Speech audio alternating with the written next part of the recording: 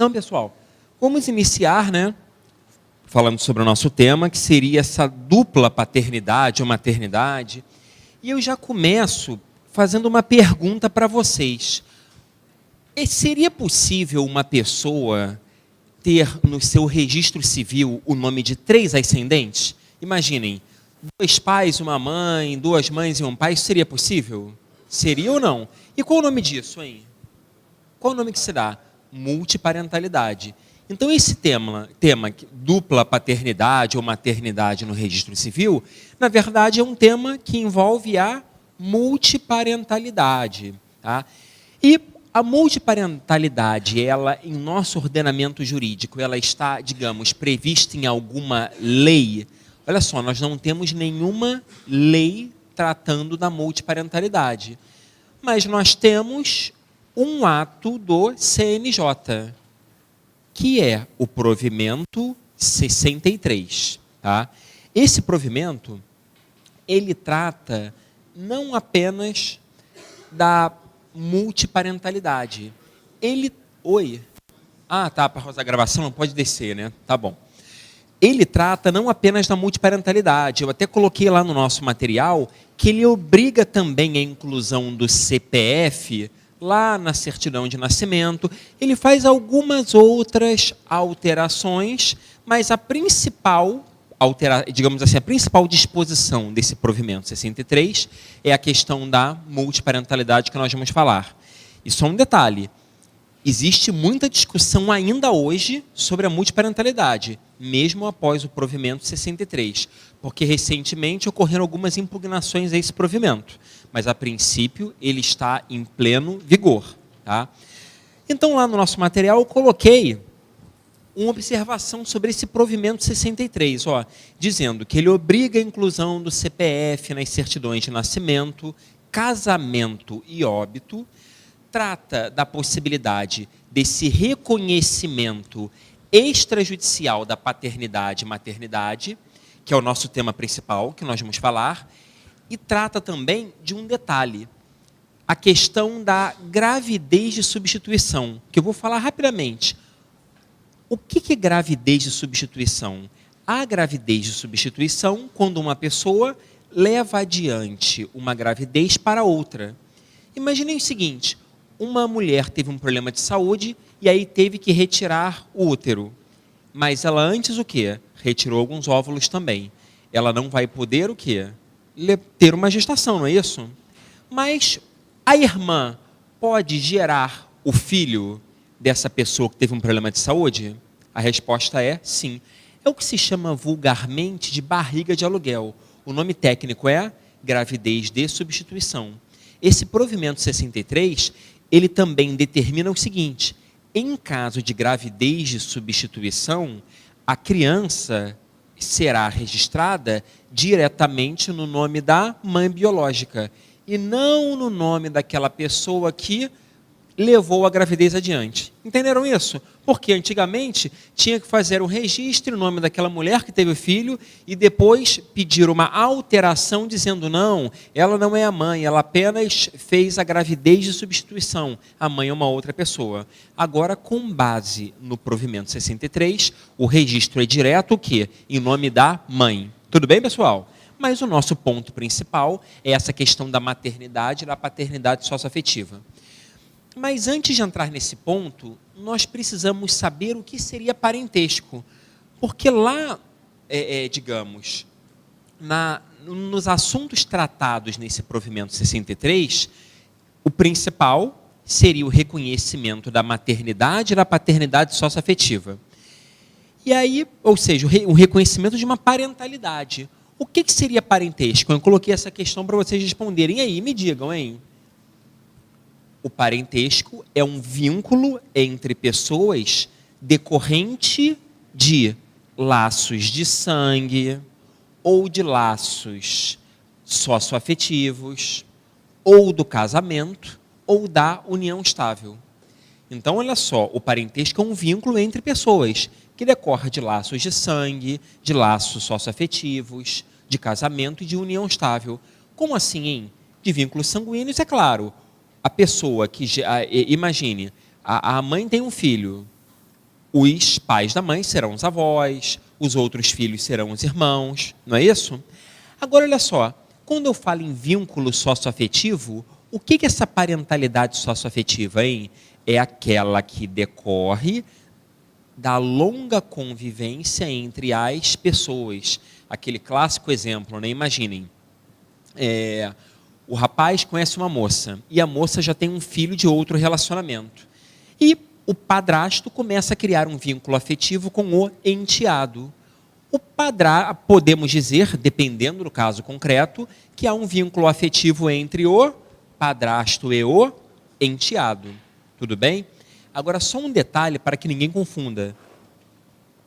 A socioafetividade, ela pode criar um parentesco, mas nem sempre, não necessariamente. Como assim? Imaginem o padrasto, claro, cuida bem do enteado, tem um vínculo afetivo com o enteado, mas o padrasto é obrigado a adotar o enteado? Ou é obrigado a reconhecer a paternidade socioafetiva? Não, não é isso? Depende da vontade do padrasto e dependendo da idade, nós vamos ver, depende da vontade também o quê? Do enteado, tá? Vamos seguir. Bom, agora vamos falar das hipóteses em que é aplicável este provimento 63 do CNJ. Bom, primeira hipótese. Filho registrado apenas pelo pai ou apenas pela mãe. Imaginem o seguinte, uma pessoa é registrada apenas por dos ascendentes. É possível, se a pessoa só foi registrada ou pela mãe ou pelo pai, é possível o reconhecimento da maternidade ou paternidade socioafetiva? Sim, sim, não é isso? Mas não haverá multiparentalidade. Vou dar um exemplo. Uma moça tem um filho e aí conhece um rapaz. E aí o rapaz pergunta, poxa, essa criança linda, quem é o pai? Ela fala assim, não, tive um contato rápido com o pai e nunca mais o vi, nunca mais tive contato, ele nem registrou. E aí eu pergunto, pessoal, a criança está registrada apenas em nome da mãe, tá? Se o padrasto reconhece essa paternidade socioafetiva, tem multiparentalidade? Tem ou não, pessoal? Imagine, você olha o registro de nascimento, está lá só o nome da mãe. O pai biológico não registrou. E o padrasto quer reconhecer o quê? A paternidade socioafetiva. Se o pai reconhece a paternidade socioafetiva, tem multiparentalidade ou não? Olha só, há multiparentalidade quando existem 3 ascendentes diretos, ou seja, 3 pessoas constando como pais ou mães. E eu até vou entrar nessa discussão, quando eu falo assim, 3 pessoas constando como pais ou mães. Por quê, hein? Tem uma discussão sobre esse ponto. Olha só, prestem muita atenção, hein? Olha só o que diz o artigo 14, lá do provimento 63 do CNJ. Olha o que diz lá o artigo 14. O reconhecimento da paternidade ou maternidade socioafetiva somente poderá ser realizado de forma unilateral. Vou explicar isso. E não implicará o registro de mais de 2 pais ou mais de 2 mães no campo filiação. Quando ele fala mais de 2 pais ou mais de 2 mães, esse artigo 14, isso gera uma discussão muito grande. Porque quando ele fala mais de 2 pais ou mais de 2 mães, quer dizer o quê, hein? Quer dizer que esse provimento admite ou não admite a multiparentalidade? Logo, quando esse provimento foi editado, no final do ano passado, havia um entendimento dizendo que esse provimento não admitia multiparentalidade e havia um entendimento dizendo que ele admitia sim a multiparentalidade. Qual entendimento prevaleceu, pessoal? O entendimento que prevaleceu é que o provimento 63 admite a multiparentalidade. Tudo bem? Está todo mundo acompanhando, pessoal? Se alguém não estiver entendendo, podem falar, podem perguntar, tá? Fiquem à vontade. Mas olha só, o artigo 14 ele não diz, olha, o reconhecimento da paternidade ou maternidade somente poderá ser unilateral e não implicará mais de 2 pais ou mais de 2 mães. Aí eu pergunto para vocês o seguinte, uma pessoa vive em união homoafetiva. E aí, imaginem, duas mulheres ou dois homens são os pais ou as mães. Nada mais natural, não é isso? Muitas vezes as pessoas são pais ou mães por adoção, não é isso? Então, um casal homoafetivo vai lá e eles são pais ou mães. E aí vamos imaginar que esse casal se divorcie ou dissolva a união estável. E aí, imaginem, o casal lá, vamos lá, as duas moças se divorciaram, e aí uma delas, vamos dizer lá, digamos, conheceu uma outra pessoa e aí estabeleceu um novo relacionamento. E aí esta nova, digamos, nova companheira ou nova esposa cria um vínculo afetivo com aquela criança ou com aquele adolescente, com aquela pessoa. E ela quer reconhecer a maternidade socioafetiva. Nesse caso, ficariam o quê? 3 mães, não é isso? E aí, seria possível ou não? Olha só, pessoal, a resposta é, tem que ser possível pelo seguinte, não podem constar 2 pais e uma mãe ou 2 mães e um pai? Sim, não é isso? Por que não podem constar 3 pais ou 3 mães? Porque se a pessoa vive em união afetiva, ela vai ter o quê? Imagina, no caso, 2 mulheres se divorciaram, dissolveram a união estável. E está claro para todo mundo que é perfeitamente admissível a pessoa que vive em união afetiva tem direitos idênticos a qualquer outra pessoa. Tanto para casamento, como para união estável, como para adoção. Logo, imagina, a pessoa, 2 mulheres terminam seu relacionamento. Ela vai ter um relacionamento com uma outra mulher, claro, porque ela digamos, ela tem essa orientação sexual. E aí, pessoal, quer dizer que a nova companheira ou a nova esposa não vai poder reconhecer a maternidade? A resposta é sim. Entenderam isso? Então, é possível, sim, o reconhecimento da maternidade ou paternidade socioafetiva. Por quê? O entendimento que prevaleceu foi que esse provimento admite a multiparentalidade. E a multiparentalidade é a existência o quê? De 3 ascendentes diretos, que é exatamente esse caso. Entenderam isso? Quando ele fala, vocês podem perguntar assim, mas por que esse artigo 14, ele fala que não podem existir mais de 2 pais ou mais de 2 mães? Eu vou explicar. A ideia foi limitar a 3 ascendentes diretos. Entenderam isso? Imaginem, vou dar um exemplo aqui. Esse exemplo que eu vou dar é uma crítica, inclusive, que eu faço a esse provimento 63 do CNJ. Um casal tem um filho, e aí esse casal se divorcia. E aí o pai estabelece um novo relacionamento, e a mãe estabelece um novo relacionamento. A criança tem o contato com o pai e com a madrasta, e tem contato com a mãe e com o padrasto. Vamos imaginar que essa criança crie um vínculo afetivo tanto com a madrasta como com o padrasto. E os 4 estão de acordo, entenderam? Os 2 casais estão de acordo. Olha, vamos lá, o padrasto vai reconhecer a paternidade socioafetiva e a madrasta vai reconhecer a maternidade socioafetiva. Por quê? A realidade da nossa família é essa, não é isso? O casal, digamos, originário se divorciou, mas eles têm um filho, e o filho convive o quê? Com essas 2 famílias. Não seria bom para a criança? Na minha opinião, sim. Digamos, estabelecer uma multiparentalidade com 2 pais e 2 mães. Entenderam isso? Mas o provimento 63, ele limita o que? A 3 ascendentes. Entenderam isso? Que, a meu ver, volto a dizer, a meu ver, é um erro. Por quê? Num caso concreto, pode ocorrer essa situação. Tudo bem? Ou seja, da criança ter um vínculo efetivo, não é isso? Com o padrasto e com a madrasta. Tudo bem, pessoal? Estão achando muito avançado aí ou não? É a nossa realidade, não é isso? É a nossa realidade. Pode falar.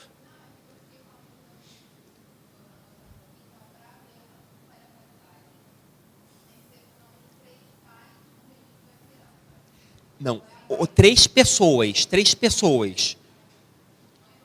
Então, o que é a multiparentalidade? Quando existem 3 ascendentes diretos, quando a pessoa tem 3 ascendentes diretos, ou seja, 3 ascendentes de primeiro grau. Ou seja, 2 pais e uma mãe, 2 mães e um pai, que essa é a hipótese mais comum, ou 3 pais e 3 mães, sim, também é multiparentalidade.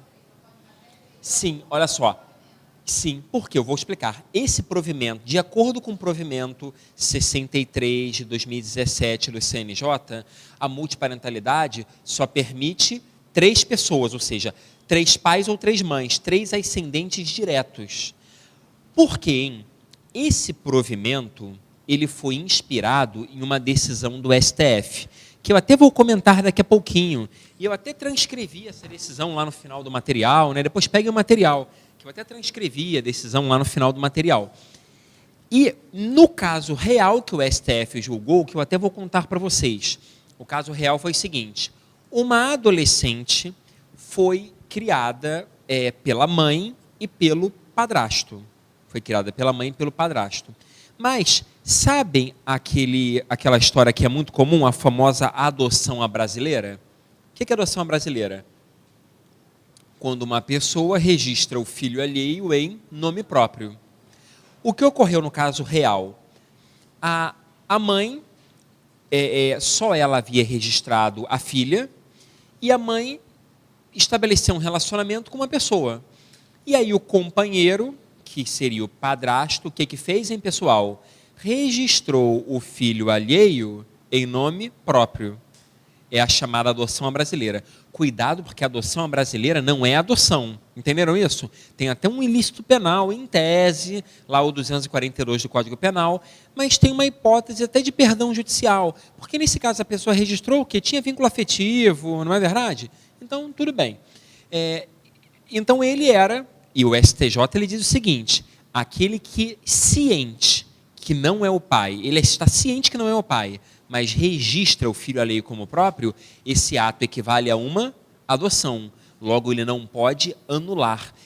Porque olha o que acontece também, até na defensoria, o caso real. A pessoa que registrou o filho alheio como próprio, depois terminou a união estável. Aí depois foi na defensoria e falou assim: olha, eu registrei o filho da minha companheira, só que agora a gente terminou. E aí eu quero tirar o meu nome da certidão de nascimento. Ah, mas por quê? Perguntar, por que você quer tirar o seu nome? Ah, não, porque agora eu estou respondendo a uma ação de alimentos. Ah, mas você registrou essa criança.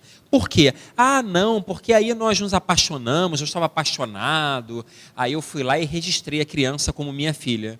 Bom, já era. Para o STJ, aquele que, ciente de que não é o pai, registra o filho alheio como próprio, pratica um ato equivalente à adoção, e a adoção é irrevogável. Esse ato poderia ser desfeito apenas por um erro. Se ele falasse assim: ah, não, eu achei que o filho era meu, e aí eu registrei, aí seria outra história. Aí houve erro, uma causa de anulação. Tudo bem? Tranquilo? Mas aí nesse caso, a pessoa vai ter que pagar alimentos? Vai, ué. O pai é aquele que registra, não é isso? Se ele registrou, ele passou a ser o quê? Pai.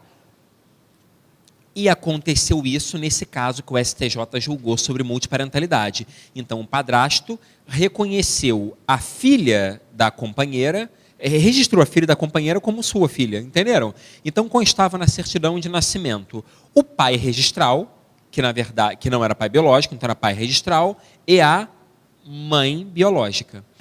Quando a menina ficou adolescente, ela descobriu o quê? Que aquele pai que tinha registrado não era o seu pai biológico.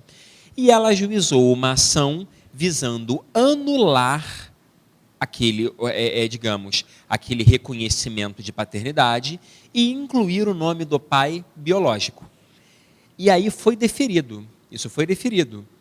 E aí o que o pai biológico, que não tinha nenhum vínculo afetivo, não tinha nenhum contato com aquela menina, o que ele fez, hein?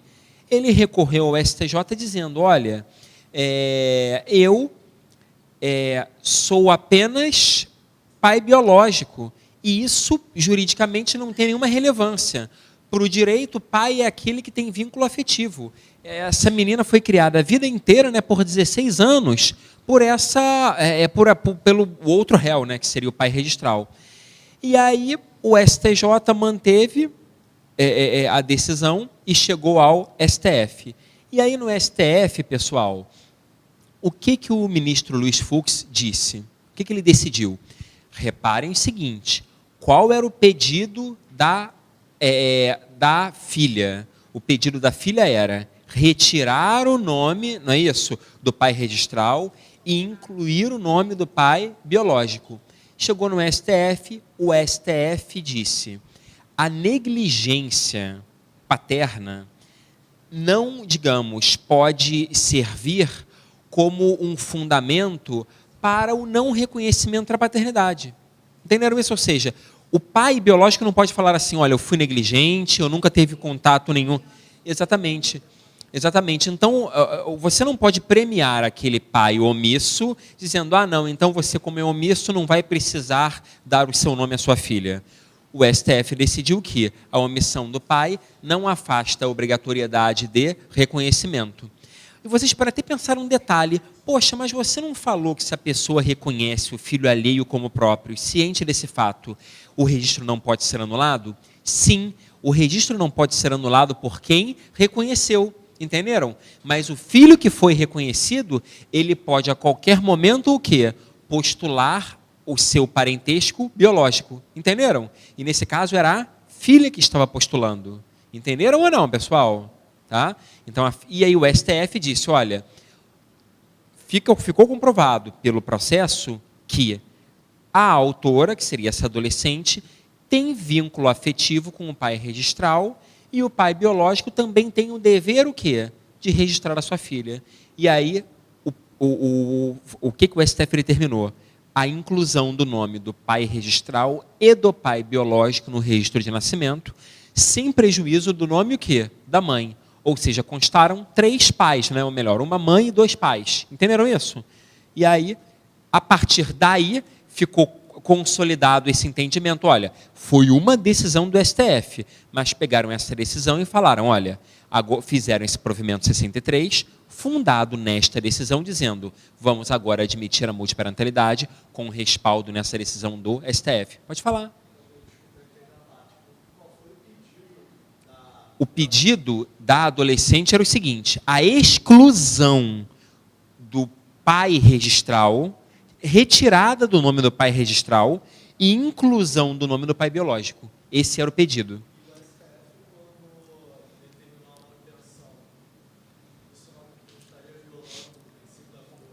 Olha só, vamos lá. Do ponto de vista do processo civil, essa decisão, ela é o quê? Fora do que foi pedido, não é? Porque o que foi pedido, pessoal? Concordo plenamente. A decisão, ela é o quê? Extra petita. Por quê? O pedido foi retirada do pai registral e inclusão do pai biológico. Mas o STF foi lá e incluiu os 2. Não existiu esse pedido. Por isso que essa decisão é muito criticada, principalmente pelos processualistas. Entenderam isso? Tá? E tem um detalhe, né? A adolescente, que é a maior interessada, ela não pediu isso, ela não queria isso. Exatamente. Mas assim, a meu ver, qual foi a interpretação do STF? A autora pediu a retirada do pai registral e a inclusão do pai biológico, porque juridicamente, como não havia ainda nenhuma decisão do STF sobre multiparentalidade, na cabeça da autora, de repente, não seria possível, né? Quem prestou assistência jurídica falou assim: olha, você não pode ter 3 pessoas no registro de nascimento. Entenderam? E realmente, olha só, até hoje, pessoal, a multiparentalidade ainda é um instituto novo. Muitas pessoas ainda, da área jurídica, ainda não admitem. Eles dizem assim: não, esse provimento é inconstitucional, você não pode legislar por um ato normativo. Entenderam isso? Então a multiparentalidade ela ainda está o quê? Engatinhando. Tá? Pode falar. Sim, agora vamos falar até dos requisitos. Não, pessoal, vamos falar dos requisitos agora para que haja multiparentalidade, como é feita na prática. Pode falar.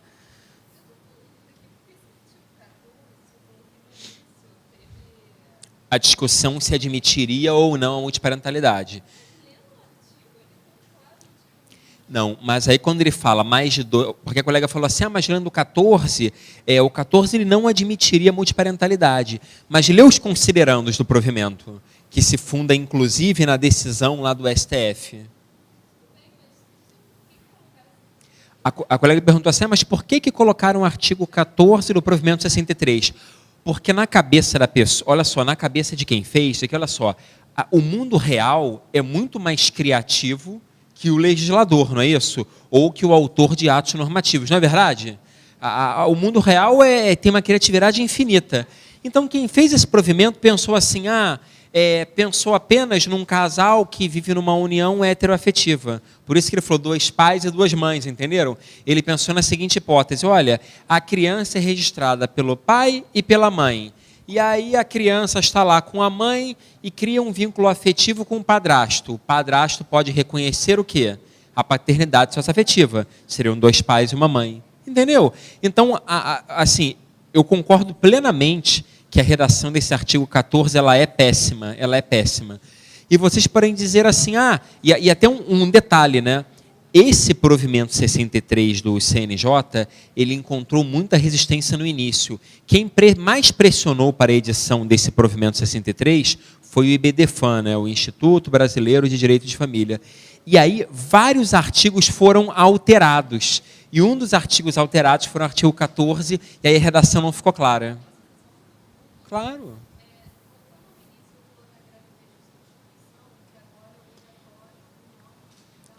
Não, na gravidez de substituição, o registro de nascimento da criança é feito diretamente em nome da mãe, digamos, biológica. Sim, porque imagina, olha só, exatamente, a mulher, ela quer ter um filho, tem lá, mas não pode engravidar. Você retira os óvulos e faz uma inseminação artificial na irmã dela, imagina, na irmã. E a irmã leva a gestação adiante. Só que a irmã vai chegar lá na maternidade, o que vão pensar, hein? Vão pensar que ela é a mãe, não é isso? Só que a mãe não é ela, a mãe é sua irmã. Entenderam? E atualmente o registro já é feito o quê? Diretamente no nome da mãe efetiva e não na pessoa que levou adiante a gravidez de substituição. Ok, pessoal? Vamos falar agora desses requisitos, né? Como é feito, né? Aí nós estamos falando daquela hipótese. Eu até coloquei todas essas hipóteses lá no nosso material. Ó. Se o filho for registrado apenas pelo pai ou apenas pela mãe, o genitor registral deve concordar com a inclusão do nome do pai ou mãe socioafetivo no registro civil de nascimento, caso o reconhecido tenha idade inferior a 18 anos. Eu vou explicar isso. E olha o segundo requisito. Se o filho reconhecido tiver 12 anos ou mais, será necessário seu consentimento. Então, olha só. Apenas o pai ou apenas a mãe registrou. Aí o pai ou a mãe socioafetivo, não é isso? Quer registrar. Bom, basta que o pai ou a mãe registrar. Vamos pegar um caso seguinte. Só a mãe registrou. O padrasto quer reconhecer a paternidade socioafetiva. Vou fazer um reconhecimento de paternidade socioafetiva. Basta que a mãe concorde e se for uma criança, ou seja, pessoa com menos de 12 anos, não precisa da anuência da criança. Se for um adolescente, ou seja, uma pessoa com idade entre 12 e 17 anos, será necessária a anuência do adolescente. E tem um detalhe. É possível o reconhecimento da paternidade ou maternidade socioafetiva mesmo de adultos. Se a pessoa reconhecida tiver idade igual ou superior a 18 anos, bastará o quê? A anuência da pessoa com mais de 18 anos. Entenderam? Então, a pessoa com 20 anos quer que uma pessoa reconheça a paternidade ou maternidade socioafetiva, isso é possível sem a necessidade da anuência dos pais registrais. Vocês podem perguntar o seguinte, por que quando a pessoa que é reconhecida como filha é adulta, por que nesta hipótese os pais registrais não precisam autorizar? Porque com o alcance da maioridade, o poder familiar ele é extinto. Entenderam isso? Então os pais não precisam mais o quê? Consentir. Tá? Pode falar. Não, mas olha só. Tem que ter uma pessoa para reconhecer, entenderam? Tem que ter a pessoa que vai reconhecer.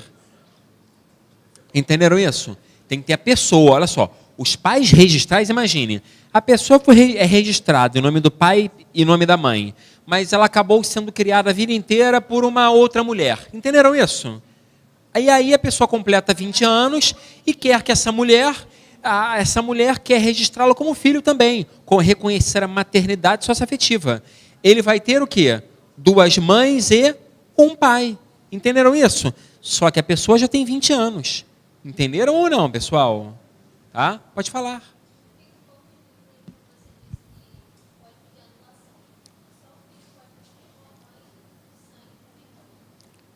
Vamos lá. A anulação o quê? De qual caso? Da adoção? Do registro? Olha só, pessoal. O registro de nascimento, vamos lá. O registro de nascimento, ele pode ser anulado em caso de erro, em caso de uma fraude. Vamos imaginar o seguinte. O pai registra o filho alheio achando que é dele. Imagine, a mãe diz, olha só, você é o papai, olha como seu filho é lindo. Mas o pai não é o pai, digamos, o companheiro, o namorado, não é o pai. Mas ele achando que é o pai, o que ele faz, hein? Vai lá e registra esse filho. Cabe a ele o direito exclusivo de contestar aquela paternidade, com base no erro. Entendeu? E essa criança, quando alcançar a maioridade, também poderá impugnar esse erro, tudo bem? Ou seja, olha, esse aí não é meu pai, eu descobri que meu pai é outra pessoa.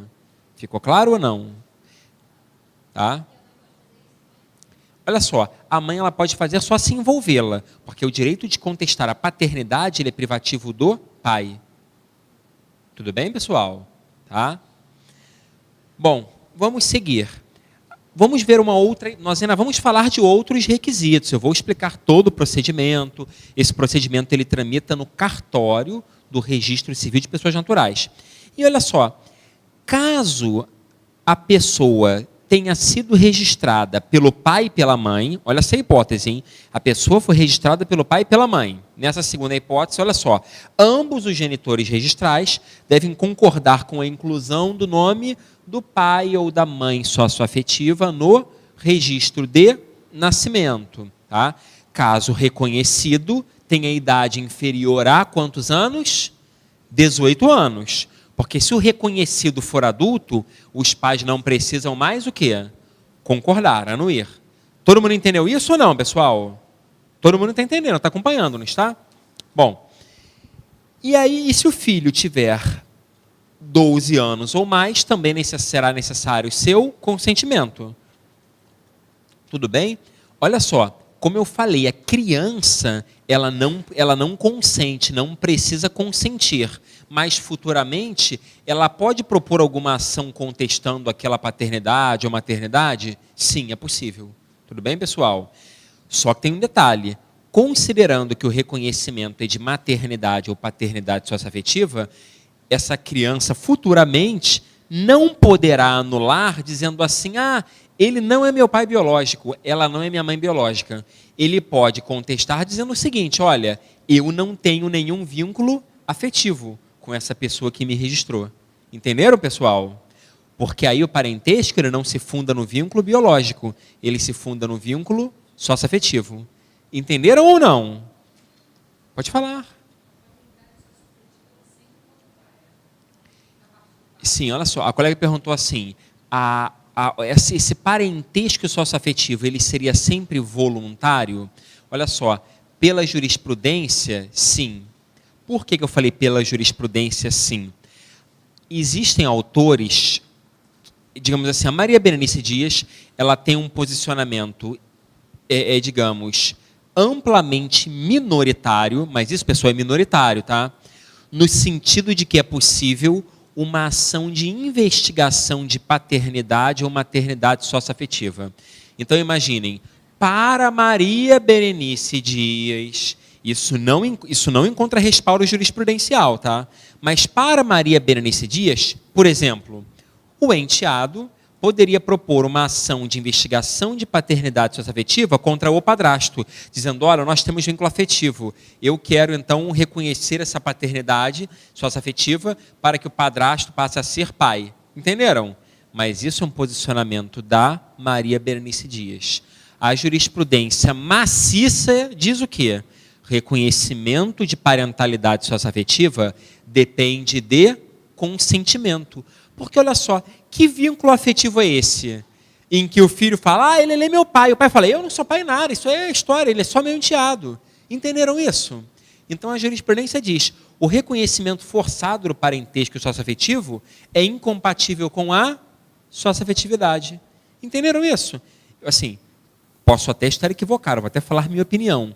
Na minha opinião, o entendimento majoritário está correto. Por quê? Concordo que seria incompatível com a socioafetividade o reconhecimento forçado. Entenderam isso? Eu não sei se vocês pensam como eu, mas essa é a minha opinião. Mas, repito, posso até estar errado. Né? Mas a jurisprudência amplamente dominante diz parentalidade socioafetiva, para ser reconhecida, depende de consenso, ou seja, deve ser voluntário e não obrigado. Bom, vamos seguir, né? Só para ficar bem claro, eu até coloquei uma questão perguntando se é possível o reconhecimento da paternidade ou maternidade socioafetiva de pessoa maior de 18 anos com base no provimento 63. A resposta é sim. Tá? E onde é que está isso no provimento, hein? Isso aí está no artigo 10, tá? O artigo 10 do provimento fala o reconhecimento voluntário, olha que fala, voluntário, né? Da paternidade ou maternidade socioafetiva de pessoa de qualquer idade, será autorizado perante o oficial do registro civil de pessoas naturais. Tudo bem? Então não tem limitação de idade. Mas é claro que isso aí é muito mais comum que quando envolve criança. Tá? Vamos seguir. Oi, pode falar.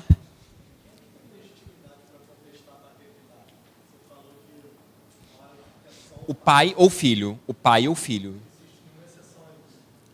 Olha só. Só se, digamos, a pessoa faz emite uma certidão de nascimento falsa. Aí é uma outra história. Aí você não está alegando, digamos, apenas a questão da paternidade. Você está alegando a nulidade daquele documento para uma fraude. Entenderam? Imagina, você tem lá seu filho, aí aparece a pessoa, olha, esse filho é meu, está aqui a certidão. Entenderam? Mas aí é uma falsidade documental. Não envolve questão biológica, questão afetiva.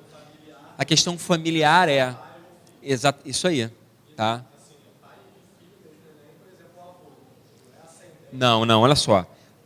Já foi admitido o seguinte... que o colega perguntou assim, o avô poderia negar, ajuizar uma ação para negar a paternidade? Para negar a paternidade, não. Mas olha o caso real, não para negar, foi a situação contrária, para reconhecer. Olha só, o filho sabia que o Tício, né? O filho sabia que o Tício era o pai. Só que o pai faleceu sem que o filho ajuizasse uma ação de investigação de paternidade. E aí o que o filho fez, hein? Ajuizou uma ação de investigação de relação avoenga. E aí foi admitido, e o STJ falou que é possível, e fala que o reconhecimento da relação avoenga, por consequência, gera o reconhecimento do quê, pessoal? Da paternidade, porque olha só, se ele é o avô, quem está aí no meio? Quem está entre o avô e o neto, pessoal? O pai, a mãe, entenderam? Então, no caso real, era o pai, entenderam? Então, o STJ admitiu a investigação da relação avoenga, que o objetivo principal era o quê? Era reconhecer a paternidade. Tá? Não haveria, por exemplo, uma possibilidade de um avô obrigado a pagar alimentos para o neto entrar com uma ação de anulação de paternidade?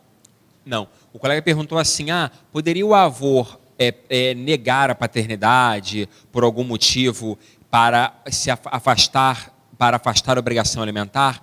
A resposta é não, até porque é o seguinte, a parentalidade, nós vimos que ela não tem apenas o vínculo biológico, o fundamento biológico, não é isso? Tem aquele fundamento socioafetivo.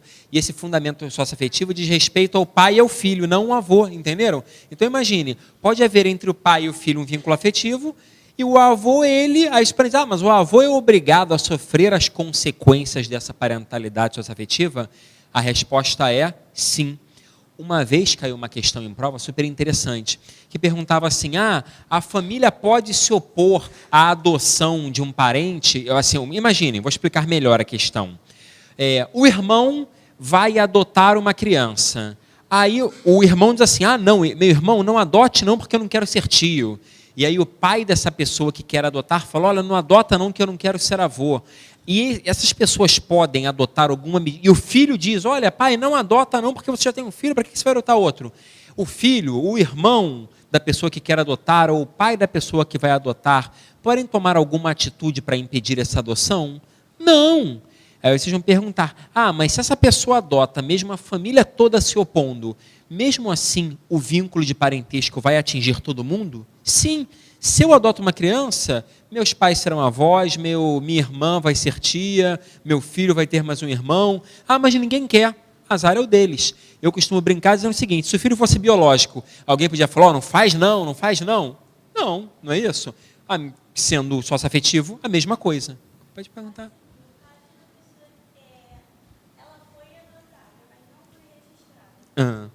Não, como assim ela foi adotada, mas foi registrada?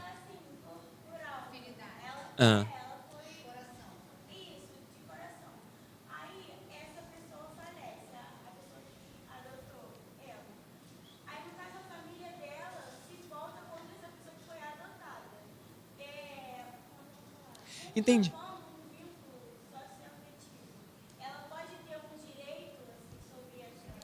Vou explicar. Olha só, a colega falou assim, imaginem, isso é muito comum, né? Uma família cria lá uma criança, desde recém-nascida, como filha, mas nunca formalizou a adoção.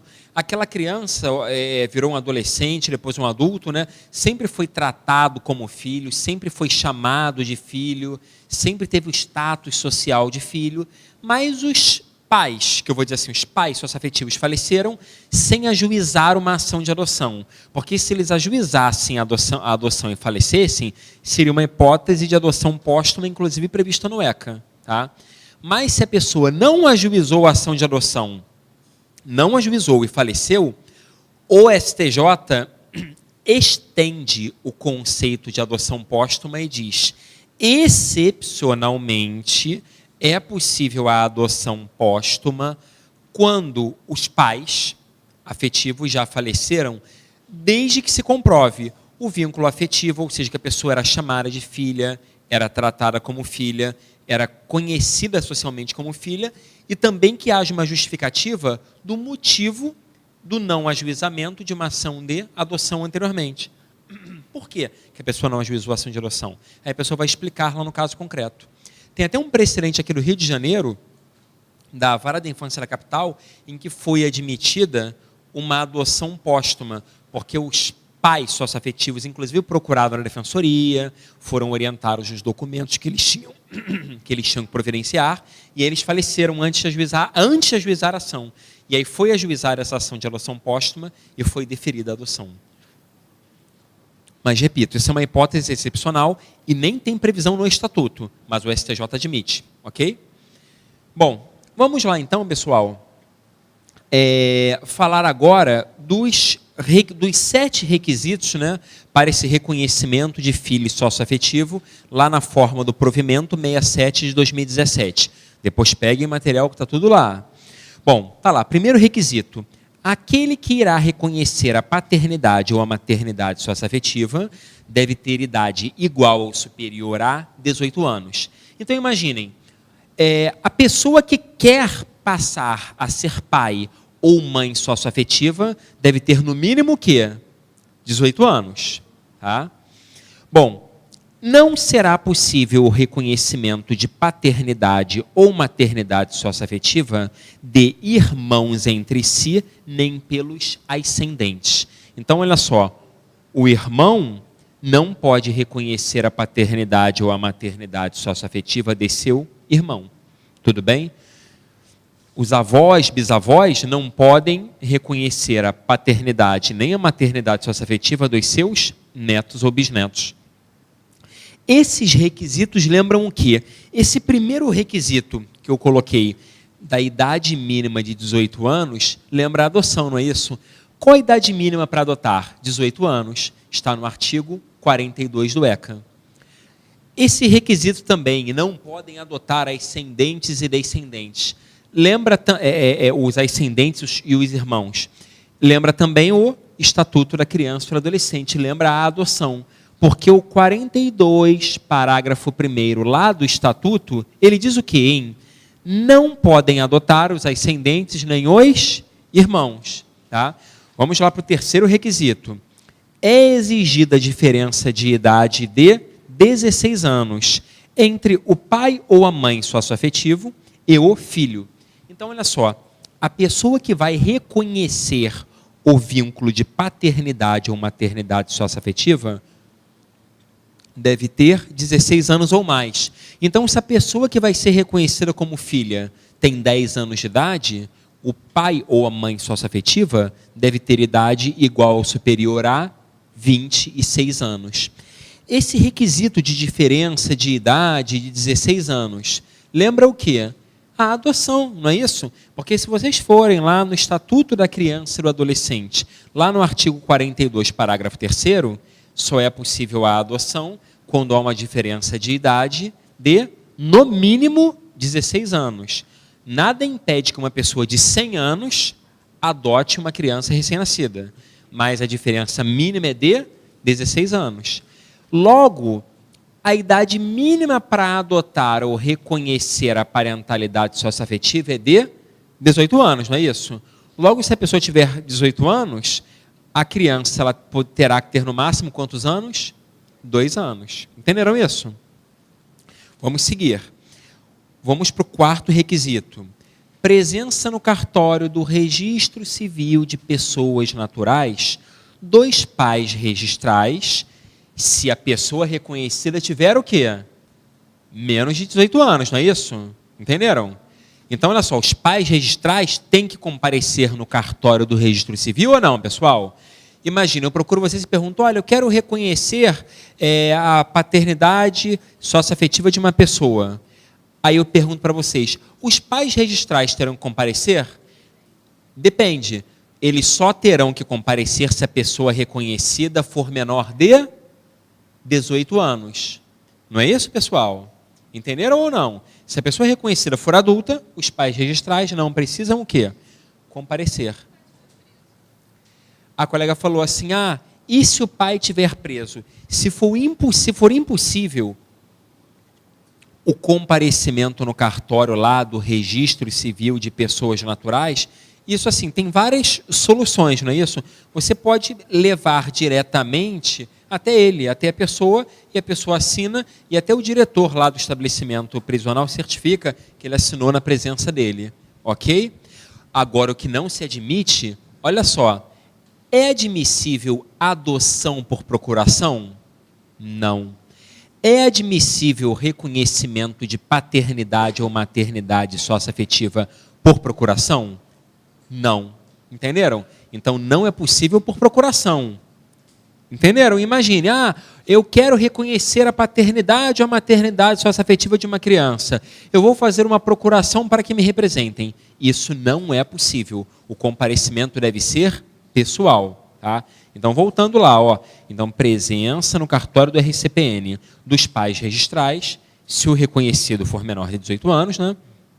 Do pai ou mãe socioafetivo e do filho, se ele tiver idade igual ou superior a 12 anos. Então, olha só, se for um adolescente de 12 anos, os pais registrais vão ter que comparecer, quem está reconhecendo o vínculo afetivo vai ter que comparecer e o adolescente vai ter que comparecer. Ok? Bom, outro requisito, inexistência de processo judicial de adoção ou processo versando sobre a paternidade ou maternidade do filho socioafetivo. Olha só, não pode haver uma discussão judicial sobre a maternidade ou paternidade daquela pessoa. Entenderam isso? Tá? Então imaginem, se há uma discussão dizendo uma pessoa ajuiza uma ação de investigação de paternidade, ou existe uma ação de adoção versando sobre aquela criança, não é possível reconhecer a maternidade ou paternidade socioafetiva. Nesse caso, a pessoa vai ter o quê? Se for o caso, que debater qualquer questão judicialmente. Ficou claro, pessoal? Claro, eu vou reexplicar. Imaginem o seguinte, uma pessoa procura vocês e fala, olha, eu quero reconhecer a paternidade socioafetiva do meu enteado. Só que imaginem o seguinte, um casal está requerendo a adoção daquela criança. Entenderam? Aí você pergunta assim, você quer reconhecer a paternidade socioafetiva do seu enteado, mas o seu enteado mora com você? Aí ele fala, não, ele está morando com um casal. Mas por que ele mora com um casal? Porque a mãe deixou há uns anos atrás essa criança com o casal, e esse casal cuida dessa criança há alguns anos. Mas a minha companheira é a mãe. E eu sou o companheiro e quero, digamos, tenho um vínculo com a criança e quero ser reconhecido como pai. Entenderam isso? Aí eu pergunto, vai ser possível? Não. Vai ter que dizer, olha, se você quer reconhecer a paternidade afetiva, como existe um processo de adoção versando, em que essa criança é parte, você vai ter o quê? Que discutir isso lá nesse processo de adoção. Existe até um meio processual, né? Ele pode ajuizar uma ação chamada oposição, dizendo, olha, essa criança não tem vínculo afetivo com os adotantes, não. Ela tem vínculo afetivo com a mãe biológica e comigo, que sou o padrasto. Entendeu? Ficou claro? Tá? Então, se houver alguma discussão judicial, e o maior problema, repito, é a adoção. Não pode haver o quê? Esse reconhecimento de paternidade e maternidade socioafetiva. Se não, olha o problema que eu vou dar um outro exemplo. Imaginem que os pais, eles abandonaram um filho. E aí, e o filho é uma criança, e essa criança foi acolhida, e posteriormente essa criança foi encaminhada para a adoção. Aí os pais biológicos têm a seguinte ideia, olha, nós não queremos cuidar do nosso filho, mas nós temos um amigo que quer cuidar. O que os pais fazem? Vão lá no cartório com um filho de 5 anos de idade. Criança não precisa comparecer, não é? Não é, pessoal? Só se for adolescente ou adulto. Olha, aí o casal vai lá com um amigo e o amigo reconhece o quê? A paternidade socioafetiva. E depois ele vai se opor àquela adoção dizendo, olha, eu tenho plenas condições de cuidar da criança, eu sou pai socioafetivo. O provimento quis evitar isso. Logo, se houver qualquer discussão judicial envolvendo paternidade, maternidade, adoção daquela criança, não será possível o reconhecimento extrajudicial de parentalidade socioafetiva. Entenderam por quê? Tá? Explicado? Quer perguntar? Quer perguntar?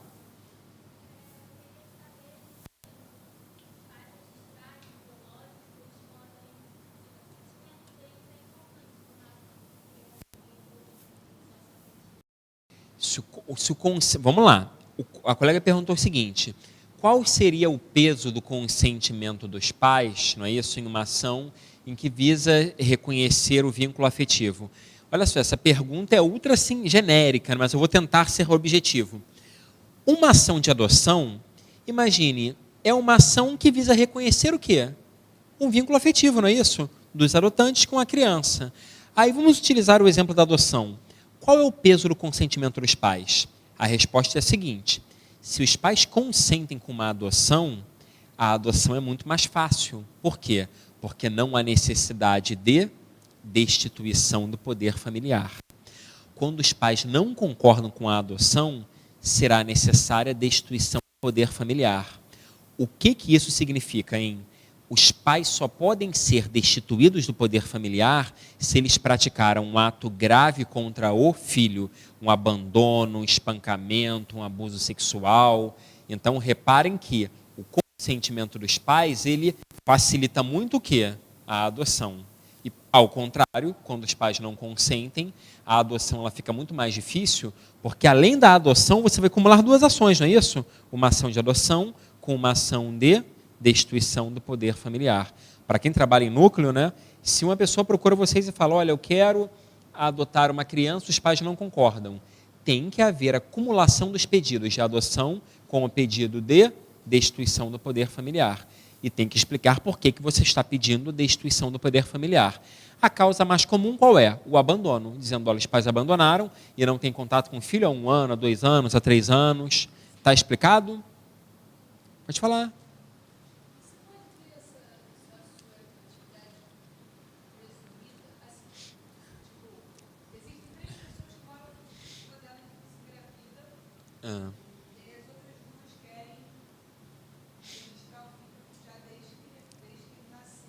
Sim, sim. Eu vou explicar. Olha só uma questão clara, hein? Não olha só, a presunção, vou até pegar o Código Civil aqui. A presunção, que a colega perguntou, a presunção de paternidade socioafetiva, a resposta é não. Mas há alguma presunção de parentesco, por exemplo, pode haver uma presunção de parentesco só de paternidade no casamento. É aquela chamada presunção pater est. Já ouviram falar? Imaginem, as pessoas são casadas, um filho nasce durante o casamento. Se presume que o filho é de quem, pessoal? Do pai, não é isso? Essa presunção pater est, que é a presunção de paternidade, ela está prevista, lá no Código Civil, no artigo 1597. Então, existe presunção de paternidade quando a pessoa é casada. Mas essa presunção de paternidade é uma presunção de paternidade biológica. Entenderam isso? Tanto é que se o casal é casado, a mulher pode pegar a declaração de nascido vivo, que é aquele documento que a maternidade emite quando a criança nasce, pegar a certidão de casamento, ir no cartório do Registro Civil de Pessoas Naturais e registrar o filho em seu nome e em nome do pai. O pai não precisa nem ir no cartório, entenderam isso? Por quê? Porque existe essa presunção de paternidade lá do artigo 1597 do Código Civil. Mas não tem presunção de paternidade socioafetiva. Tá? Respondendo a sua outra pergunta. Essa sua outra pergunta é até uma observação que eu faço. Vocês já ouviram falar em união poliafetiva? União poliafetiva é a união de não apenas duas pessoas, que é, digamos assim, a união mais tradicional, não é isso? A união entre duas pessoas. Mas a união poliafetiva é uma união entre 3 pessoas. E existe até um caso real, existe até casos reais, né? Tem um caso real aqui no Rio de Janeiro, que é um homem mora com 2 mulheres. É uma união poliafetiva. Bom, aí a colega perguntou o seguinte, havendo uma união poliafetiva, imagine que uma mulher engravida. Poderia, então, o pai e a mãe biológicos e a outra mulher registrarem essa criança? A resposta é, seria possível a multiparentalidade, mas esta mulher que não tem vínculo biológico com a criança teria que reconhecer a maternidade socioafetiva. Juridicamente, não tem diferença nenhuma entre parentesco socioafetivo e biológico, mas esse teria que ser o meio. E até a observação que eu fiz foi essa. A partir do momento em que você começa a admitir a multiparentalidade, você está abrindo uma porta, você está deixando uma brecha para que comece a se admitir o quê? As uniões poliafetivas. Tá? As uniões poliafetivas ainda não têm nenhuma previsão normativa. Até algumas pessoas estavam começando a fazer escrituras públicas, né, de união poliafetiva. Mas o simples fato, pessoal, qualquer um de nós não pode fazer um contrato dispondo sobre qualquer coisa. Se qualquer um de nós chegar num cartório e falar, eu quero fazer uma escritura pública dizendo que eu tenho uma fazenda lá em Marte. O tabelião vai fazer essa escritura pública dizendo que você tem uma fazenda em Marte. Entenderam isso? Ou seja, a escritura pública não é porque está na escritura pública é que tem valor jurídico. Logo, essas uniões poliafetivas reconhecidas por escritura pública não têm significado jurídico, não significa que elas têm valor jurídico. E o CNJ, inclusive, proibiu até que a jurisprudência resolva essa questão. Só que eu não tenho ciência de nenhum caso em que se debate isso judicialmente. Claro, pode falar. Não, olha só. O colega perguntou o seguinte, essa presunção pater est, essa presunção de paternidade do artigo 1597, se aplica à união estável? Não, porque a união estável é um instituto muito parecido com o casamento, mas não idêntico. O que o STF decidiu é que, para fins sucessórios, para direito das sucessões, o companheiro tem o mesmo direito que o cônjuge, mas ainda subsistem diferenças entre casamento e união estável. Bom, Mas vamos lá, continuando naquela questão lá dos requisitos, né? Então, nós já vimos que não pode haver o quê? Nenhum processo judicial envolvendo a criança, ou adolescente, ou a pessoa que se quer reconhecer. Devem haver também provas do vínculo afetivo. Imagina, a pessoa tem que provar que tem esse parentesco socioafetivo. Ela prova como, hein? Pode provar com fotos, não é isso?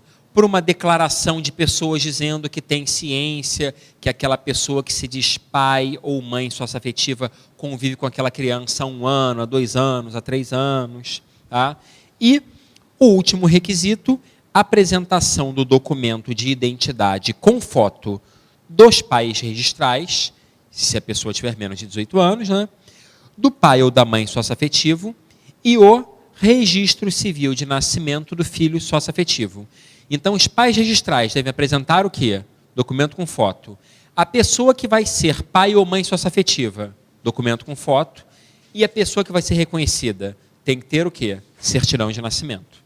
Tá?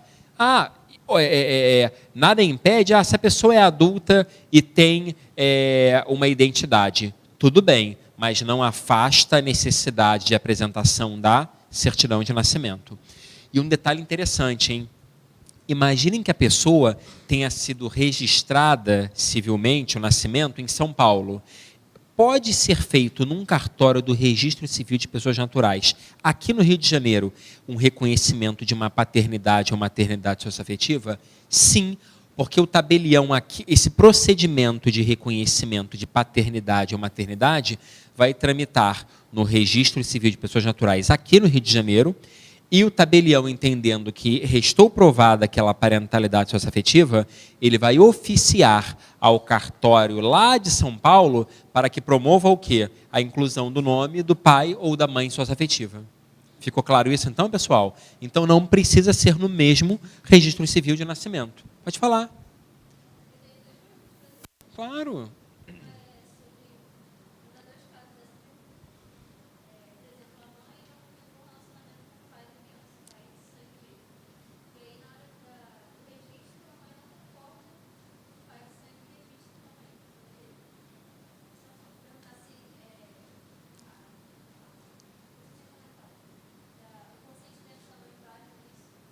Sim, entendi. Olha só, pessoal, deve haver a anuência dos pais registrais.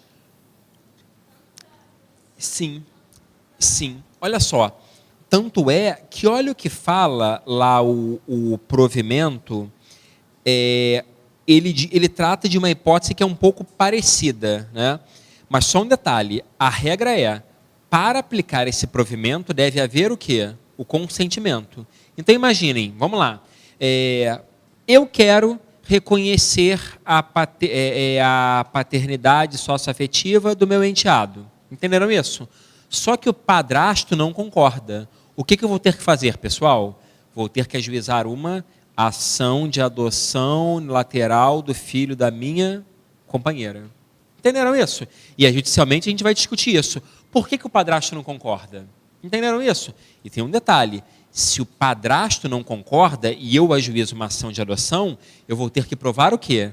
Que o padrasto praticou algum ato que enseja a destituição do poder familiar. Entendeu isso? Ficou claro? Tá? Tá respondido? Ficou bem claro? Claro, pode perguntar.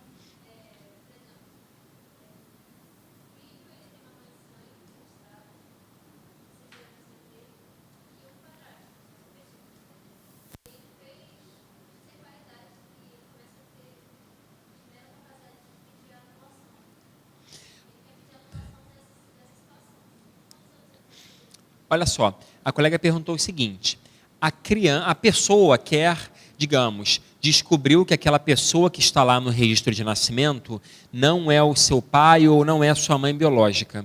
Qual é a idade mínima para que a pessoa possa pleitear a retirada do nome, né? A anulação parcial com a retirada do nome do pai ou da mãe do registro de nascimento?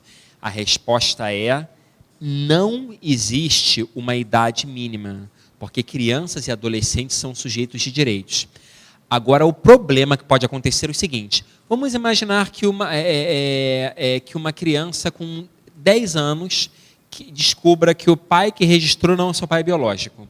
Aí, vamos lá. Ela quer, digamos, ela quer retirar o nome daquele pai. Primeiro problema, ela terá que ser representada pela mãe, não é isso? Aí a questão é, a mãe vai querer representá-la? Vamos imaginar que não, porque o pai registral é o marido dela, ou seja, tem conflito de interesses, não tem? Aí quem atuaria seria o quê? A Curadoria Especial, que é a função institucional da Defensoria Pública, né? E aí, olha o problema.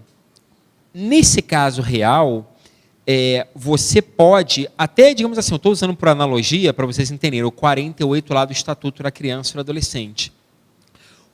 O defensor público pode até encaminhar essa criança para o serviço lá de psicologia, da vara da infância, para que a equipe de psicologia oriente, converse com essa criança, para entender o seguinte, será que a criança quer isso mesmo? Entenderam? Será que ela ficou abalada ao saber que aquela pessoa não é seu pai biológico? Mas será que isso vai ser bom para a criança? Ou seja, mas a resposta é não há idade mínima, mas o que pode se analisar no caso concreto é, quando se trata de uma criança, ou seja, que não tem um pleno discernimento, vai se avaliar se aquilo que aquela criança quer é o melhor para ela. Tudo bem?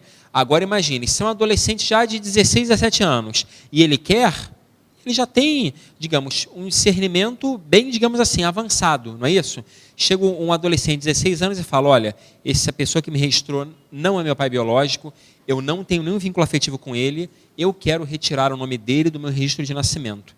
Na minha opinião, o curador especial tem que ajuizar essa ação para anular. Tudo bem? E eu utilizaria o duplo fundamento. Não, ele... Como assim? Não, olha só, vamos lá. No processo, essa pessoa que consta como pai registral terá que ocupar o polo passivo. Essa pessoa será ré no processo. E ela será ouvida e vai poder dizer, olha, eu sou pai biológico sim. Quem disse que eu não sou pai biológico? Não é verdade? Não é, pessoal? Ou pois, eu tenho vínculo afetivo sim. Entenderam isso? Ficou claro? Tudo bem, pessoal? Oi, pode perguntar.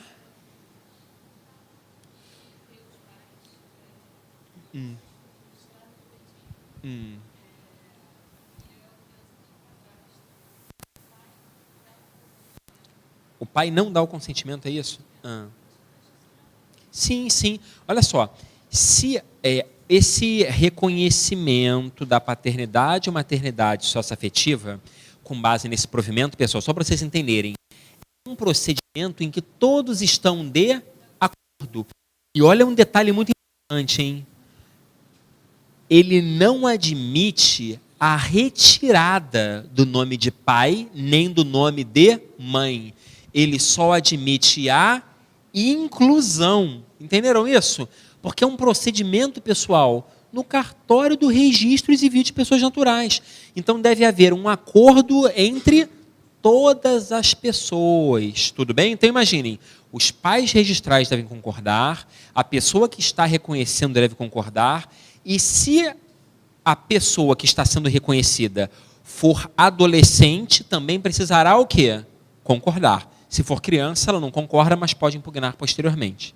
Tá? Ficou claro isso para todo mundo? Agora, repito então, hein? Você não retira o nome com base no provimento 63, você apenas o quê? Acrescenta. Mas o filho quer retirar o nome do pai ou da mãe do registro de nascimento. Aí vai ter que buscar a via judicial. Como é que é?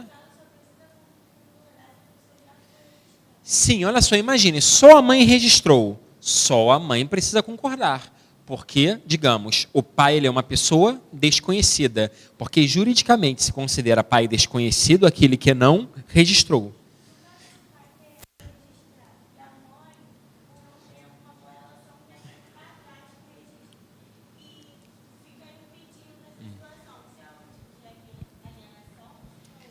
Não, olha só, a colega perguntou o seguinte, imagine, a mãe não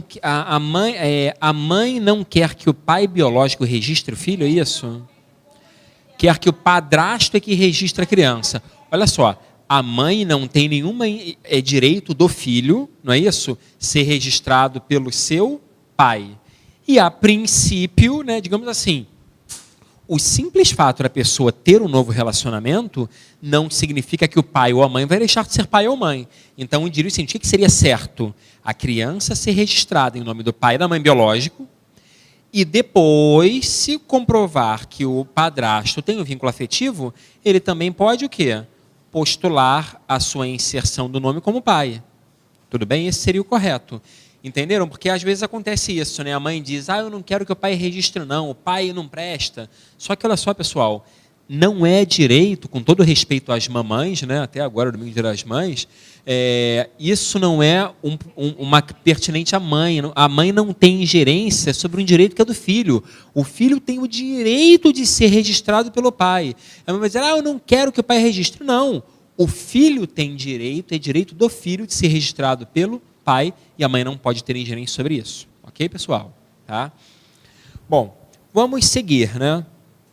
Aí eu coloquei algumas questões para nós respondermos aqui, ó. Eu até coloquei, olha a questão que coloquei. É necessária assistência jurídica? E aí? Para esse reconhecimento de paternidade ou maternidade socioafetiva, o provimento 63, ele exige assistência jurídica? Não. O que, a meu ver, é uma falha grave, porque esse é um ato importantíssimo, não é, pessoal? Imagine, a pessoa vai reconhecer uma pessoa como filha, mas não é necessária assistência jurídica.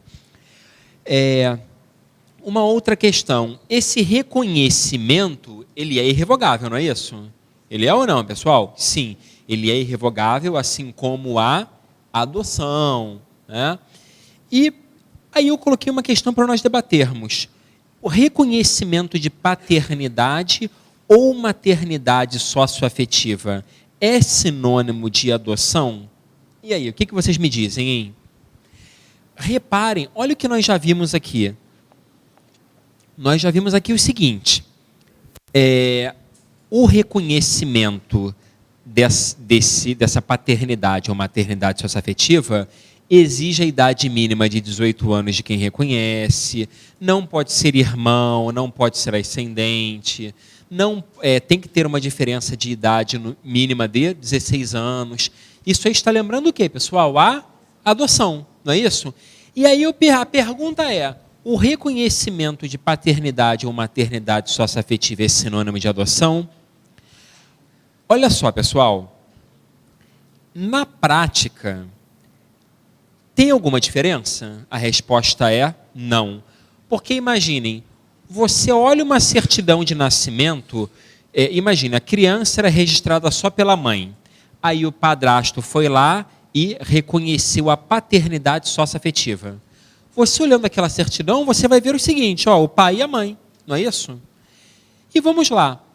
Um casal adotou uma criança, ou o padrasto adotou o enteado. Você vai olhar a certidão, também vai ver, esse é o pai e essa mãe, e essa é a mãe, com todas as consequências jurídicas. Então, a princípio, olha só, hein? A princípio, não há nenhuma diferença prática. Eu até vou dizer, só tem uma discussão, mas só teria uma diferença que eu vou falar já. Mas, a princípio, as consequências jurídicas seriam idênticas, salvo um detalhe, que eu já vou falar. Mas existe uma diferença teórica. Olha o que a Maria Berenice Dias diz. Ela diz o seguinte, se há um vínculo afetivo prévio, olha a diferença, hein? Se há um vínculo afetivo prévio, isso não é adoção, isso é reconhecimento de paternidade ou maternidade socioafetiva. A adoção só existe quando não há um vínculo afetivo prévio. Como assim? Imaginem o seguinte, aquela pessoa que cuida de uma criança há 5 anos, que é filha do vizinho, né? Nunca formalizou aquela situação. Para Maria Berenice Dias, isso não é caso de adoção, isso é caso de reconhecimento de maternidade ou paternidade socioafetiva, porque você já tem o quê? Um prévio vínculo afetivo. Por isso que é o nome, você vai reconhecer uma situação existente. O reconhecimento era paternidade afetiva, o reconhecimento era maternidade afetiva. Para ela, a adoção seria na seguinte hipótese. A pessoa se habilita para adotar, é inserida lá no cadastro de adoção, e aí recebe uma criança que ela nunca viu antes, oriunda lá do Cadastro Nacional de Adoção, para adotar. Aí a Maria Berenice Dias diz, nesse caso não tem prévio vínculo, isso é uma adoção. Mas isso é uma diferença doutrinária. Se vocês me perguntarem, a lei faz esta diferença? A resposta é não. A lei não faz esta diferença. Até porque eu vou dizer para vocês o seguinte, pelo Estatuto da Criança e do Adolescente, se o padrasto quer adotar o ente, até falei adotar, né? Se ele quer que o enteado passe a ser o seu filho, ele deve fazer uma adoção. O Estatuto da Criança e do Adolescente chama de adoção. Então, só para vocês entenderem, para a nossa lei, tendo vínculo anterior ou não, é adoção. Essa distinção, se tem vínculo anterior, é reconhecimento de paternidade ou maternidade, e se não tem vínculo anterior, é adoção, isso é uma distinção doutrinária, que não tem respaldo legal. Entenderam a diferença? Ficou claro para todo mundo? Tá? A lei não faz diferença. Imaginem, eu crio uma criança há 10 anos, está plenamente consolidado o vínculo afetivo, e eu quero ser pai desta criança. Eu tenho que ajuizar uma ação de adoção. Entenderam isso? Agora, para a Maria Berenice Dias, não. Olha, você tem prévio vínculo afetivo, você vai reconhecer a sua paternidade afetiva. Tudo bem, pessoal? Pode perguntar.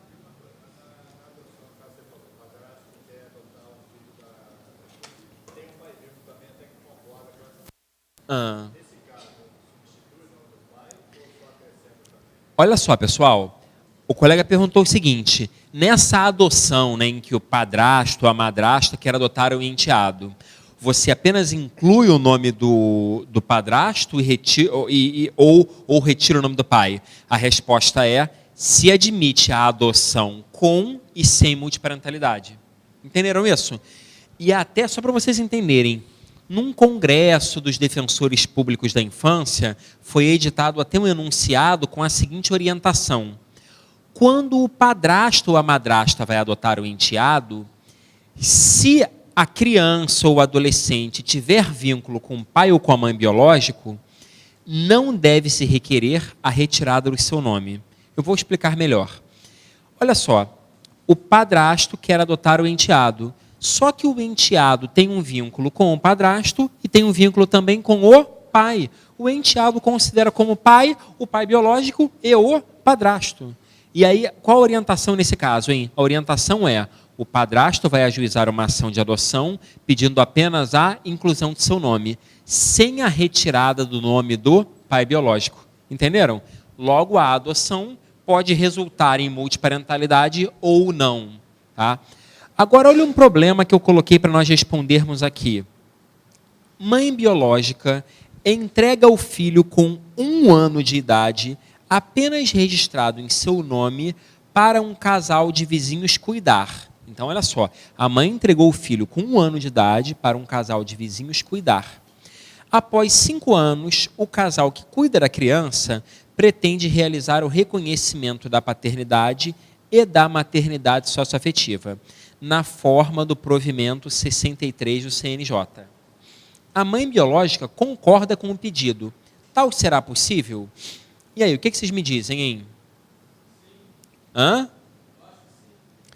Por quê, hein? Olha só, o colega ali, aluno super aplicado, mas você chegou um pouquinho depois, porque olha só, olha o que diz o artigo 14 lá do provimento 63. O reconhecimento da maternidade ou paternidade somente poderá ser realizado de forma unilateral. O que é unilateral? Por apenas uma pessoa. Entenderam isso? Ou seja, não pode se fazer o reconhecimento bilateral. Vocês podem perguntar assim, mas não tem outra saída para, nesse caso? Até teria uma saída. Olha a saída. A saída seria a seguinte, a criança é registrada apenas em nome da mãe, não é isso? Primeiro, o, digamos, pai socioafetivo registraria em nome dele, não é isso? E depois a mãe socioafetiva registraria em nome dela, porque não há um limite. a pessoa podem haver o quê? Sucessivos reconhecimentos de maternidade e paternidade socioafetiva. Entenderam isso ou não? Vamos lá. A criança é registrada apenas em nome da mãe. Pode chegar uma pessoa e reconhecer a paternidade socioafetiva. Vai ficar um pai e uma mãe, não vai? E depois um homem e uma mulher reconhecem de novo o quê? A paternidade ou a maternidade socioafetiva. Vão ficar 3 pessoas. Ficou claro isso? Logo, o provimento 63 do CNJ, repito, ele só se aplica quando o reconhecimento ele é unilateral. O que é unilateral? Feito por apenas uma pessoa, que se contrapõe ao reconhecimento bilateral, que é o feito por 2 pessoas. Então, nesse caso, em que o casal está cuidando da criança, ele vai ter que postular o quê, pessoal? A adoção, e aí vai ter que ser judicial. E aí vocês podem perguntar também o seguinte, mas esse casal quer que o nome da mãe biológica fique ou não? A resposta é, na adoção você pode o quê? Postular a multiparentalidade com a manutenção do nome da mãe ou a retirada do nome da mãe. Agora, no provimento é só unilateral, mas repito, são admissíveis reconhecimentos sucessivos. E no provimento não pode haver o quê? Retirada de nome nem de pai nem de mãe. Pelo provimento só pode haver inclusão. Tudo bem, pessoal? Eu estou notando assim, algumas pessoas estão com uma feição assim assustada, né? Mas assim, é isso que diz o provimento. Tem que ser unilateral e é possível a existência de reconhecimentos sucessivos. Pode perguntar.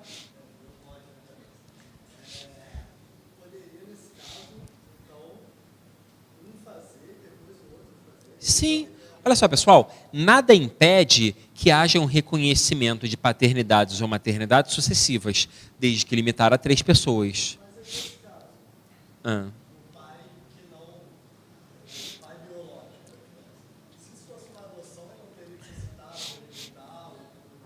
Não, pessoal, olha só. O colega perguntou assim, uma criança só registrada pela mãe, o pai não registrou. Se a criança fosse adotada, ele não teria que ser citado por edital? Perfeito, mas isso não é uma adoção, isso é um reconhecimento de paternidade socioafetiva. Mas aí, olha, exatamente, aí você vai me dizer o seguinte, exatamente, pessoal, exatamente, olha só, os efeitos são os mesmos, entenderam isso? Mas nada impede que esse pai biológico, no dia que ele apareça, porque entenderam o problema? Isso pode acontecer, né? O pai não registrou, apenas a mãe. Aí foi lá o padrasto e fez o reconhecimento da paternidade socioafetiva. E aí, 20 anos depois, aparece o pai biológico. Olha só, o pai biológico ele pode postular o quê?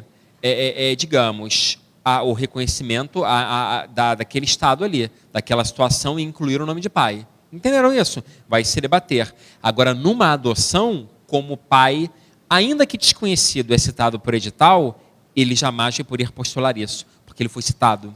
Entendeu isso? Nessa situação poderia acabar uma situação bizarra que seria admitida a mãe, essas 2 pessoas, esse casal não tem vínculo biológico, poderiam se tornar pais socioafetivos e depois o pai biológico poderia querer também se tornar pai. Sim, Só que sim. o provimento limita a 3, quem é que sairia nesse caso? Aí, olha só, por isso que, olha só, que o colega falou o seguinte, vamos lá, pessoal, o colega falou assim, mas na multiparentalidade só se admitem 3, na minha opinião, é um equívoco você limitar. Então, assim, é que eu não me deparei ainda, mas se eu me deparar com um caso desse na prática, eu vou dizer o seguinte, que exatamente a inclusão de mais uma pessoa. Por que a multiparentalidade admite apenas 3 ascendentes diretos? Ou seja, 3 pais ou 3 mães, né? Ou seja, 2 pais e uma mãe, 2 mães e um pai. Por quê? Imagina, e eu volto a dizer, aquele exemplo que eu dei para vocês. Um casal tem um filho, se divorcia. E aí a criança tem um ótimo relacionamento e ama lá a madrasta como ama sua mãe e também ama lá o padrasto como ama o seu pai. E aí ela tem vínculo com 4 pessoas. por que não admitir a multiparentalidade envolvendo essas 4 pessoas? Concordam comigo? Não tem nenhum fundamento, nem na razoabilidade, nem no interesse da criança. Entenderam isso? Logo, na minha opinião, não pode haver limitação do número de pessoas na multiparentalidade. Já que se admitiu, que se admita de maneira ampla, de maneira irrestrita. Ok, pessoal? Claro, pode falar.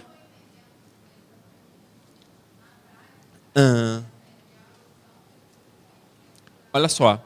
E a colega falou assim, eu não estou entendendo na prática a diferença entre a adoção e o reconhecimento da paternidade ou maternidade socioafetiva.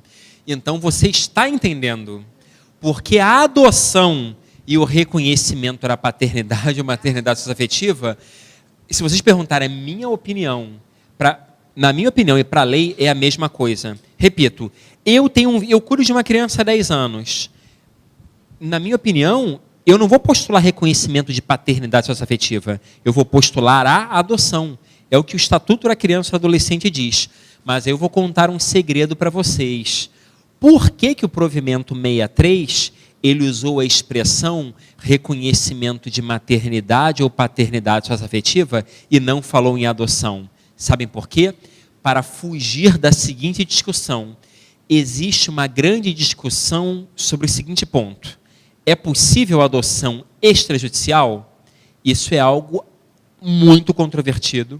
Existe um posicionamento que diz que não, que diz que toda adoção tem que ser judicial, porque o 148, inciso 3º do Estatuto, diz que a vara da infância é competente para conhecer de adoção e que a adoção depende de sentença. Então, o entendimento majoritário é no seguinte sentido, adoção só judicial.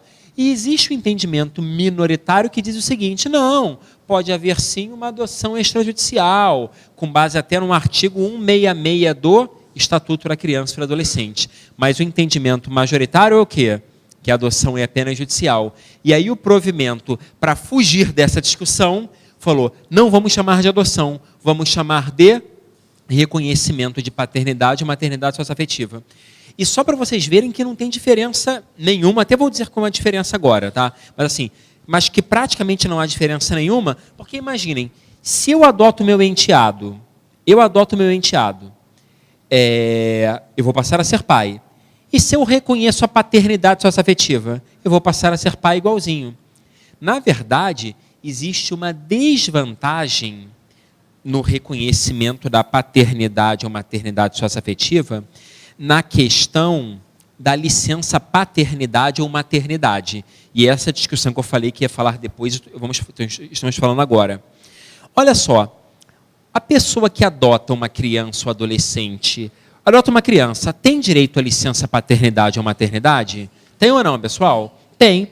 E precisa da sentença de adoção para ter direito a essa licença maternidade ou paternidade? A resposta é não. Basta guarda provisória para fins de adoção. Tá? Isso aí está até no artigo 392A da CLT. Artigo 392A da CLT. Basta a guarda para fins de adoção. O que é isso? Quando a pessoa ajuiza uma ação de adoção, o juiz ele normalmente defere o quê? A guarda provisória para fins de adoção, porque a pessoa já vai convivendo com a criança no curso da ação de adoção. E essa guarda provisória é o documento que a pessoa utiliza para começar a fruir a sua licença, paternidade ou maternidade.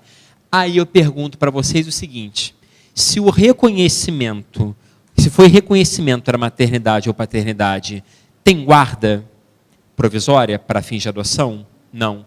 E aí eu pergunto, como na prática a pessoa vai fruir a licença maternidade ou paternidade? Entenderam? Então, na questão previdenciária, vai surgir esse problema. Todo mundo entendeu? Hã? Não vai conseguir, exatamente, vai surgir esse problema e a pessoa não vai conseguir a fruição. Entenderam a diferença, pessoal? Então, seria apenas essa. Fora isso, a questão do estado de filiação é o mesmo. Todo mundo entendeu ou não, então, pessoal? Então, repito, concordo, então a colega entendeu muito bem, né? Porque a colega, quando falou que não estava entendendo a diferença entre adoção e reconhecimento de paternidade e maternidade, então você entendeu tudo. Tá? Sim. Sim, porque olha só, não é que não seja válido. Na prática, imagine, a pessoa ajuiza uma ação de adoção. Ela quer fruir a licença maternidade. Ela precisa do termo de guarda judicial, a guarda para fins de adoção. Ela precisa desse documento para ajuizar. Quando ela fala, olha, aí imagina, a mulher fala assim, olha, eu fiz o reconhecimento da maternidade socioafetiva, eu quero fruir a minha licença maternidade. Vão dizer o seguinte, ó, cadê o termo de guarda para fins de adoção? Ah, não tem porque é reconhecimento de maternidade.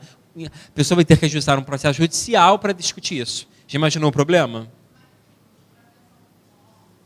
Pessoal, para o resto é igual. Reconhecimento de maternidade e paternidade. Adoção é a mesma coisa. A pessoa é filha, sem qualquer distinção. Tá?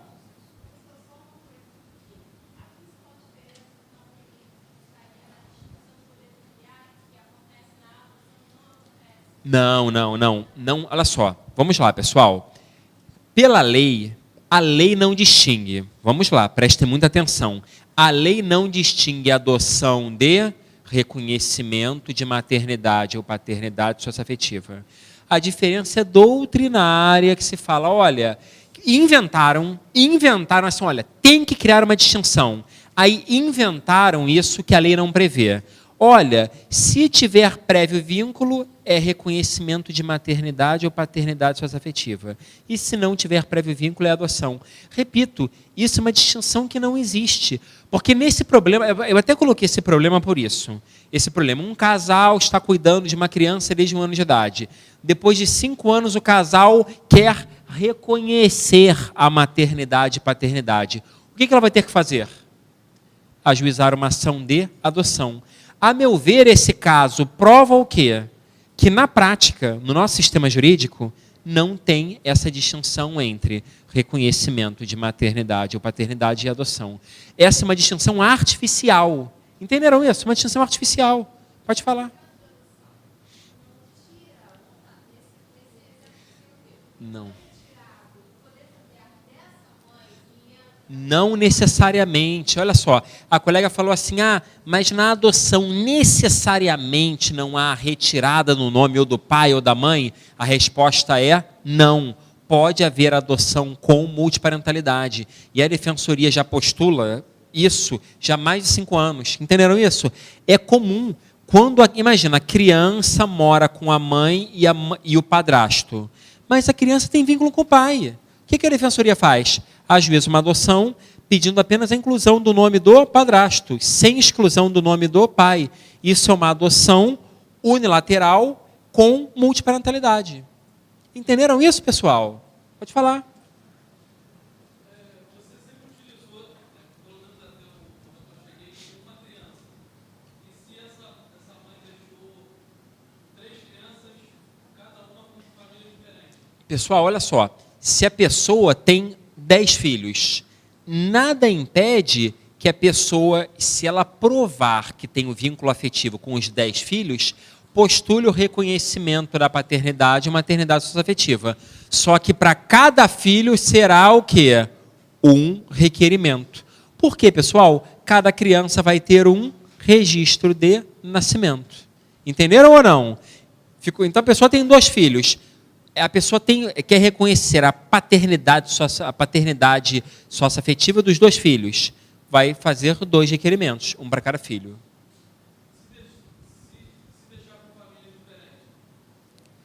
Nada impede que uma pessoa reconheça a paternidade afetiva do filho A e outra pessoa reconheça a paternidade afetiva do filho B. Entenderam? Tá? Não existe, olha o que eu vou perguntar, até biologicamente não existem irmãos unilaterais? Imagine, eu posso ter um irmão que o vínculo é apenas materno ou paterno, não pode? Por que na multiparentalidade não pode? Entenderam? Os irmãos vão continuar a ser irmãos, só que eles vão ser irmãos apenas por parte de 2 ascendentes, e não por parte de 3 ascendentes. Entenderam ou não? Ok, pessoal? Ficou claro? Agora vamos sortear aí o Vale Livro. Cadê a listagem aí, hein? Claro, pode perguntar. Cadê a lista, pessoal? Tá aí? Pode trazer aqui. Quem não assinou, assina aí para o sorteio, senão vai perder o livro. Ah.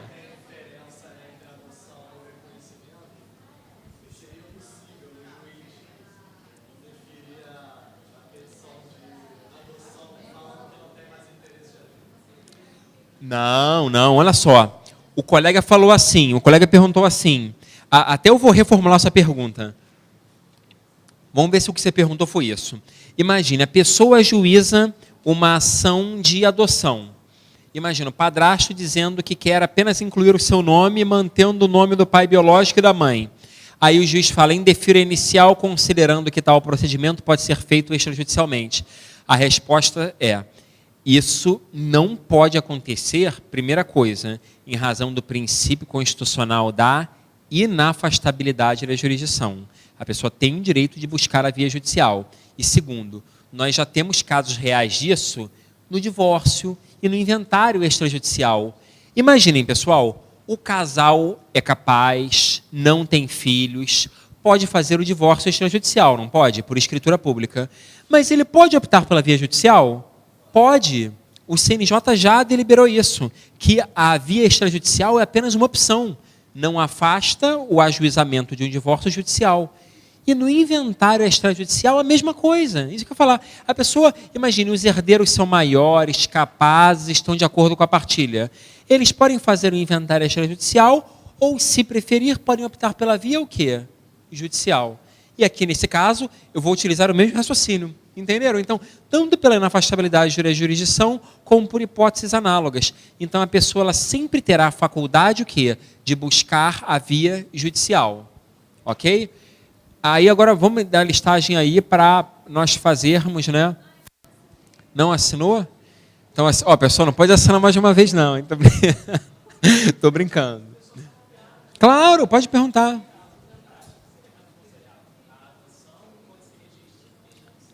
Olha só, o colega... Sim. O colega perguntou o seguinte, na prática, o que seria melhor para a pessoa?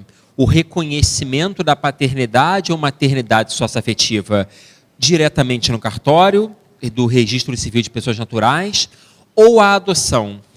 A resposta é, ambas as soluções são, digamos, são boas para a pessoa.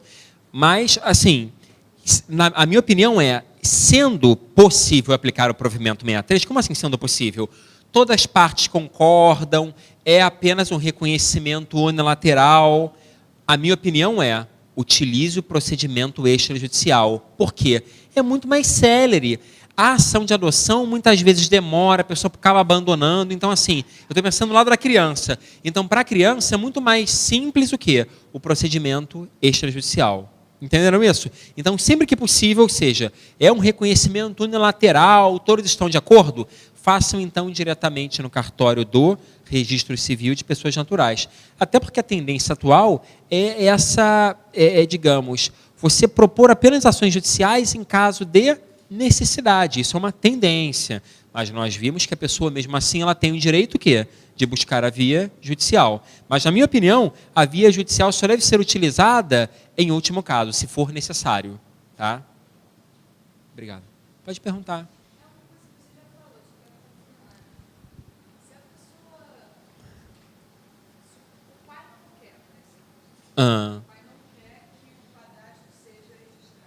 O pai não quer que o padrasto seja pai, passe a ser pai.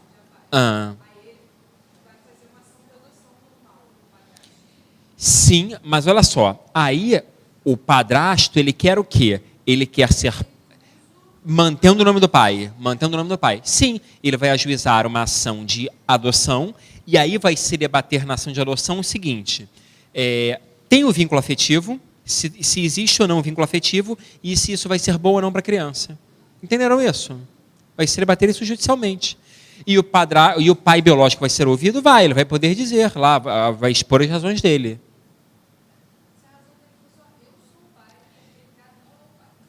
A colega falou assim, mas se a razão do pai biológico é a seguinte, eu sou o pai porque eu sou pai biológico. O pai, ele está interferindo na vida do filho. O filho, olha só, mesmo que seja uma criança, crianças e adolescentes são sujeitos de direitos. A pessoa não pode interferir dessa forma. O filho não é um objeto dos pais, entenderam? O filho é um ser autônomo, titular de direitos. Então, o pai não tem o direito de dizer o seguinte: eu não quero que uma outra pessoa registre como pai porque eu sou o pai. Porque a nossa realidade atual admite o quê? A existência de 2 pais. Entenderam isso? Isso é a nossa realidade. Então, se dentro do processo se perceber que aquele padrasto é visto como pai pela criança, e a criança que tem que dizer isso, entenderam isso? A criança que tem que dizer, não, olha, eu considero meu pai biológico como pai, mas considero o padrasto também como pai. Entenderam isso? Ficou claro, pessoal? Esse ciúme, essa possessão dos pais, realmente existe, mas deve-se analisar o que é melhor o quê? Para a criança. Sim, sim, o pai entraria no polo passivo. Aquela história que antigamente se falava, né, mãe só tem uma, atualmente não vale mais, não é isso? Mãe pode ter 2 ou até 3, né, pessoal? Tá? Agora com a multiparentalidade.